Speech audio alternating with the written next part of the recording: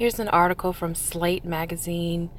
It discusses a new study that links air pollution with Alzheimer's disease. Here's a picture of a metropolis city. I'm not sure where it is, but it's showing you where the large skyscrapers are here at the top, that there is a lot of pollution. Even though that seems to be a rainy day, that does not stop pollution from being circulated around the city.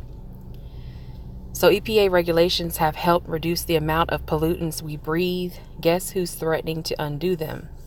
Published September 4th, 2018.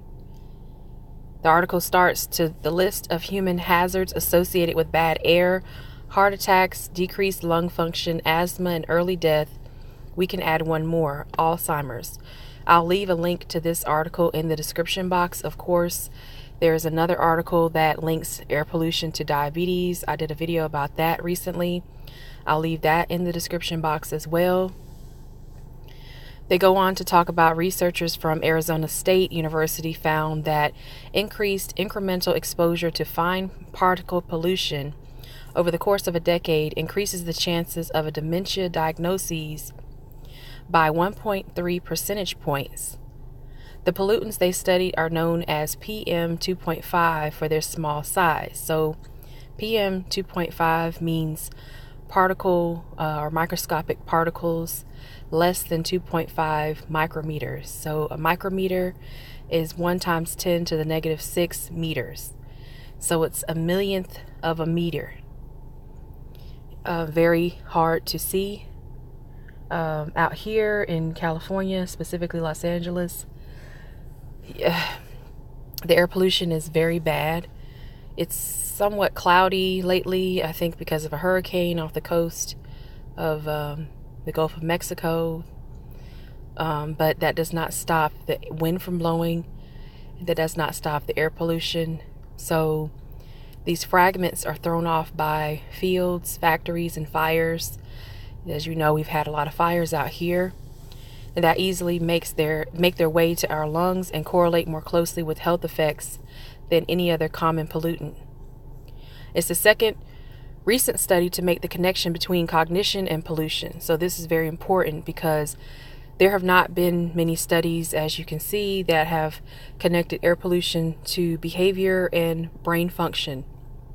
But the National Academy of Sciences determined that in Chinese cities where smog can hide the sun for weeks at a time, long-term exposure to pollution was linked to declining test scores, especially in older men.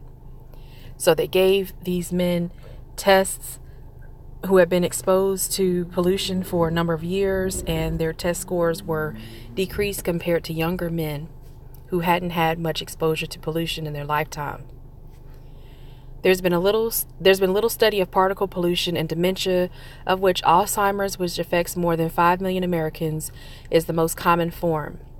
The authors of the working paper, led by ASU economist Kelly Bishop, used 15 years of Medicare records for nearly 7 million adults to figure out where older Americans lived, when they were diagnosed with dementia, and what kind of air they were breathing. Their conclusion: that a diagnosis probability goes up more than 1 percentage point for every additional 1 microgram per cubic meter exposure over 10 years might be more alarming than it sounds, because the variance between U.S. counties range as high as 13 micrograms per meter cubed.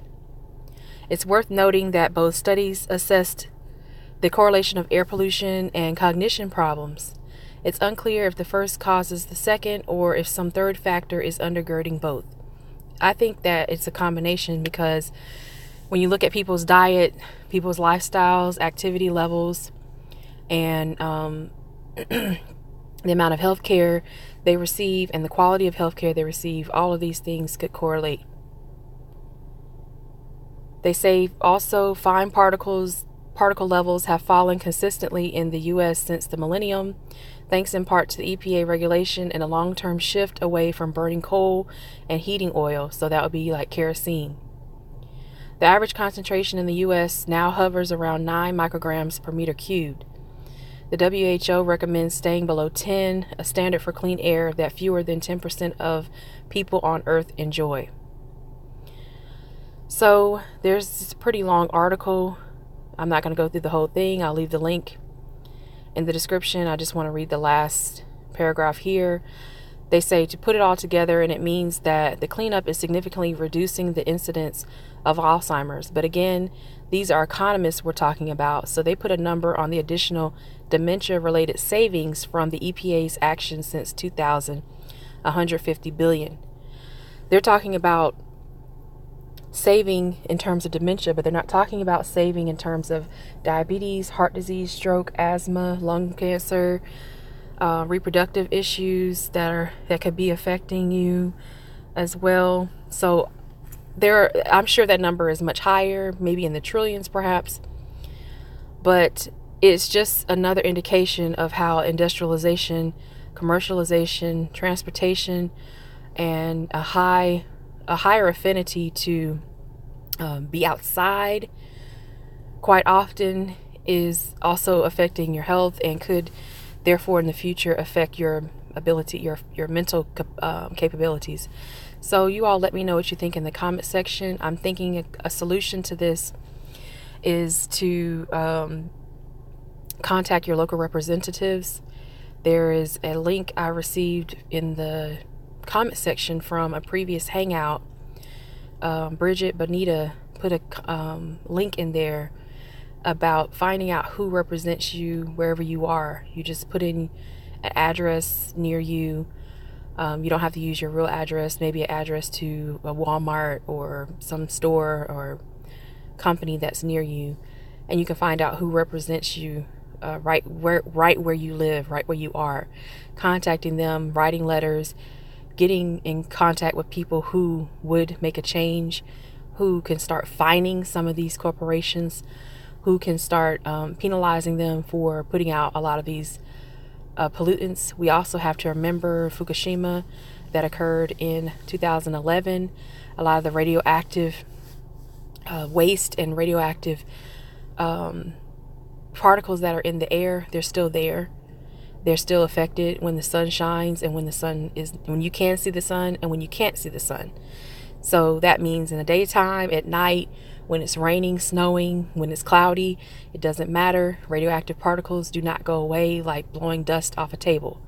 They are constantly in the air, and they are also in the soil. So if they're in the air that you're breathing, in the soil, in the water, you have to take precautions with that.